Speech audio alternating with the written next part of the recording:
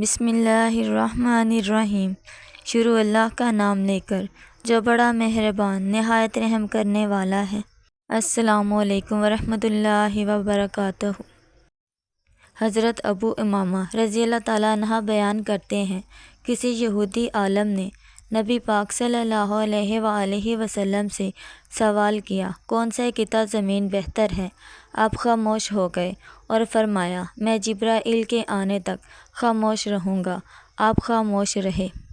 جبرائیل آئے تو آپ صلی اللہ علیہ وآلہ وسلم نے دریافت کیا تو انہوں نے کہا، اس بارے میں موصول سائل سے زیادہ نہیں جانتا، لیکن میں اپنے رب تبارک و تعالیٰ سے دریافت کروں گا۔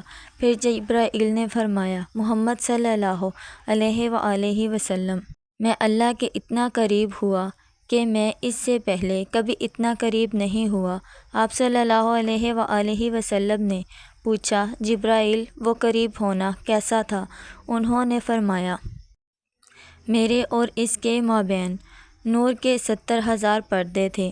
اللہ تعالیٰ نے فرمایا، بدترین مقامات پر بازار اور بہترین مقامات پر مساجد ہیں۔ حضرت ابو امامہ رضی اللہ تعالیٰ عنہ بیان کرتے ہیں، رسول اللہ صلی اللہ علیہ وآلہ وسلم نے فرمایا، 3 آدمیوں کی مکمل حفاظت کرنا اللہ کے ذمے ہے۔ وہ آدمی جو اللہ کی راہ میں جہاد کے لیے روانہ ہو تو وہ اللہ کی حفاظت میں ہے، حتیٰ کہ اللہ اسے فوت کر کے جنت میں داخل فرما دے یا اسے حاصل ہونے والے اجر یا مال غنیمت کے ساتھ واپس لوٹا دے۔ وہ آدمی جو مسجد کی طرف جائے تو وہ بھی اللہ کی حفاظت میں ہے، اور وہ آدمی جو اپنے گھر میں داخل ہوتے وقت سلام کرتا ہے وہ بھی اللہ کی حفاظت میں ہے۔